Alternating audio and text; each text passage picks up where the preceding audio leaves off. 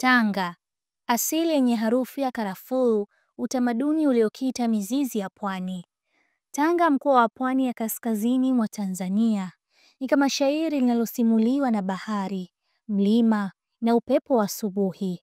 Asili yake ni ya kihistoria, mchanganyiko wa utajiri wa kiutamaduni, athari za Waswahili wa kale, Wasomali, Waarabu na hata Wazungu walioingia kwa meli na manukato na kuacha alama isiyofutika katika maisha ya watu wa Tanga. Majina ya kale kama Pangani, Mkinga, Korogwe, Lushoto si tu maeneo ya kijiografia, bali ni mashairi ya kihistoria yanayobeba hadithi za mababu walioishi kwa umoja, wakivua, wakilima na kuuza karafuu, nazi na ndizi milimani. Ni mkoa uliokumbatia utamaduni wa Kiswahili kwa mapenzi na kuubeba kwa fahari kama lulu katika bahari ya uzalendo. Watu wa Tanga huishi kwa ustaarabu, utulivu na mshikamano. Heshima ni nguzo. Lugha yao ni Kiswahili kilichosukwa kwa adabu na sauti zao ni nyororo kama wimbo wa taarabu. Chakula chao wali nazi, samaki wa kupaka na maandazi asubuhi huandaliwa kwa mapenzi kama ibada ya kumheshimu mgeni na jirani.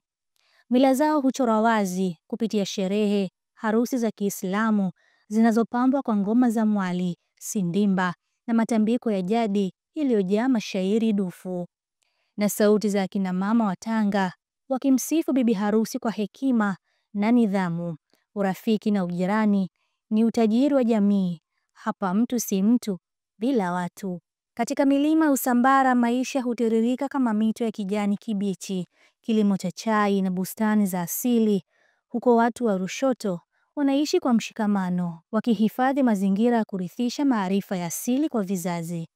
Tanga ni sauti ya bahari, ni harufu ya viungo, ni nyimbo za taarabu, ni historia ya kale iliyojaa busara. Ni eneo ambalo utamaduni haukuwekwa tu vitabuni, bali unaishi katika mioyo ya watu. Na leo Tanga bado inanukia kwa elimu, biashara na utalii wa kihistoria. Lakini katika yote, asili ya Tanga inabaki kuwa kumbukumbu hai ya Tanzania halisi, yenye utu, heshima na urithi wa kipekee. Tanga ni urithi, si wa kutazamwa, bali wa kuuhisi, kuupenda na kuhifadhi.